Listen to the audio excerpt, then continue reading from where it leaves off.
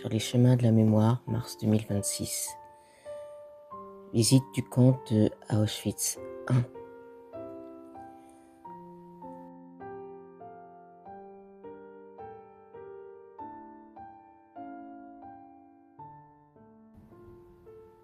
Un portail, le travail rend libre.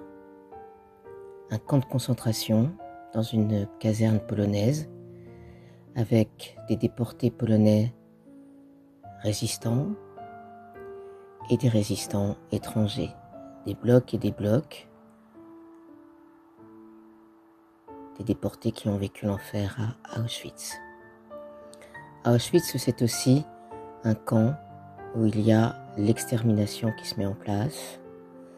C'est Birkenau 2 et un camp de travail forcé pour les Juifs. À l'arrivée, ces milliers de personnes laissent leurs souvenirs, descendent à la chambre à gaz pour beaucoup d'entre eux et sont éliminés.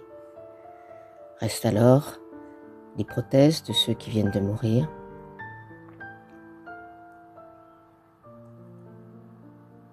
les chaussures, des milliers de chaussures, des chaussures de toute taille, des chaussures de toute l'Europe. Et puis il y a les valises, des milliers de valises. Sur ces valises, parfois un nom, un numéro, parce qu'on ne veut pas perdre sa valise, parce que dans cette valise, il y a tous les effets que l'on a voulu mettre précipitamment pour partir de chez soi, les photos qu'on a emmenées aussi avec soi. Et puis, la visite reprend. Nous passons de bloc en bloc où un musée est installé et ici, nous découvrons des dessins de déportés qui montrent comment ils étaient battus, humiliés et condamnés à un travail forcé épuisant.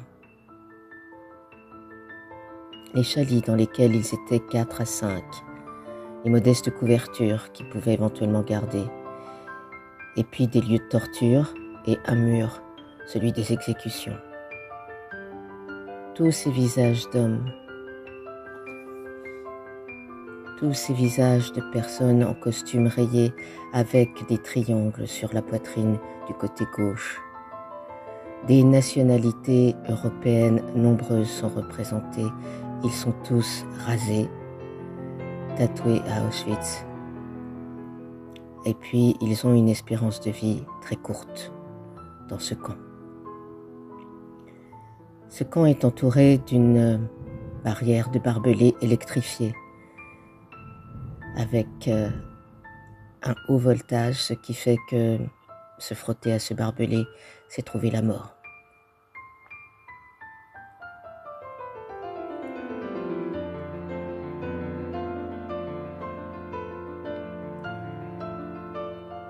Nous rentrons dans un bloc, celui qui représente la France. Ici, on y voit les numéros des convois, les dates des convois, le lieu de départ, Drancy, le lieu d'arrivée à Auschwitz et le nombre de personnes qui ont été déportées.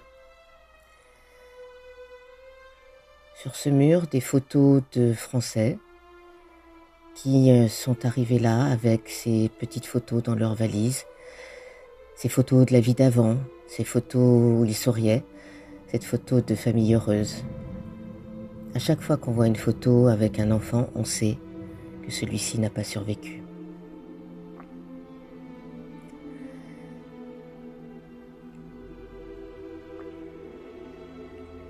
Puis nous arrivons dans la chambre à gaz.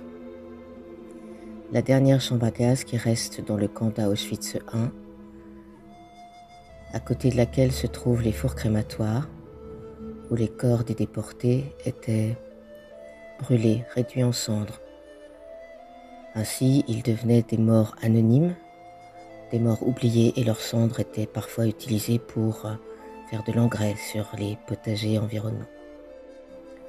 Auschwitz II, Birkenau, un camp de concentration et un camp de mise à mort immédiate.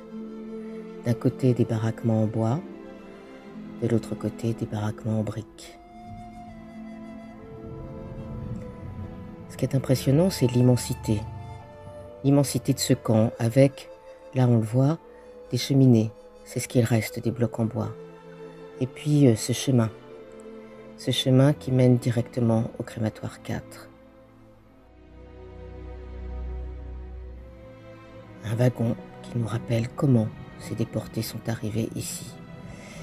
Et puis dans les baraquements en bois qui sont encore debout, on a des chalits dans lesquels ils étaient 4, 5, 6, et les latrines, les toilettes, ce lieu où il n'y avait pas d'intimité, ce lieu où quand on faisait de l'eau ou du sang, on savait qu'on était condamné.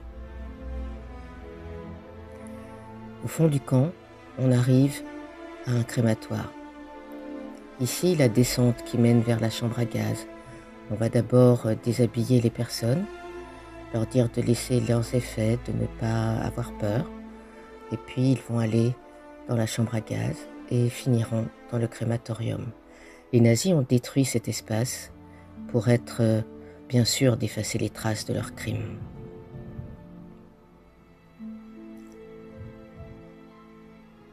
Un peu plus loin, il y a le lac des Cendres, au milieu des bouleaux de cette forêt que l'on voit. Parfois, ils ne pouvaient pas faire brûler les corps dans les crématoires, donc ils faisaient des bûchers à l'extérieur. Et puis là, c'est ce qu'il reste d'un crématoire.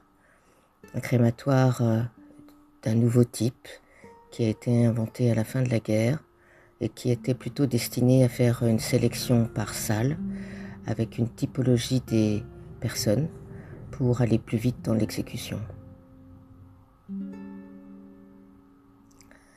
Enfin, nous arrivons à ce mémorial. Ce mémorial qui représente toutes les nations qui ont été dans ce camp, éliminées par une idéologie raciste. Et puis, on se tait parce qu'il y a des milliers de cris derrière ce monument. Et il ne faut pas que ça recommence. Nous sommes arrivés dans le bâtiment où ceux qui avaient été triés à l'arrivée et qui devaient aller travailler, faire ce travail forcé, auquel ils étaient condamnés. On arrive dans un bâtiment, on voit quelques objets qui se trouvaient dans leurs valises et puis dans un couloir assez long qui nous permet de voir sur la droite des lieux où on désinfectait leurs vêtements à l'arrivée. Et enfin, on arrive dans une immense salle où il y a des milliers de portraits de ces familles heureuses avant la déportation. Des milliers de souvenirs, des milliers d'enfants, de femmes et d'hommes qui ont perdu la vie à Auschwitz.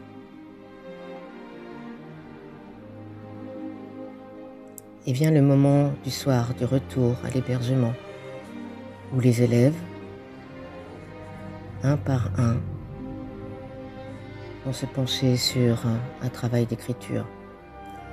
Un travail d'écriture qui n'est pas facile à faire, puisqu'il faut à la fois exprimer ce qu'on a ressenti, à la fois transmettre la mémoire, parce qu'ils ont bien compris que c'était important de transmettre la mémoire, et puis un travail où chaque mot est pesé. Ce travail de mémoire, nous remercions vraiment les élèves de l'avoir fait avec beaucoup d'engagement. Ce voyage était important, il permet de construire la mémoire collective et la mémoire individuelle de chacun. Et nous remercions beaucoup les élèves qui ont été exemplaires pour leurs travaux et pendant tout le voyage. Merci pour leur engagement, merci à ceux qui nous ont aidés à faire ce voyage. Merci.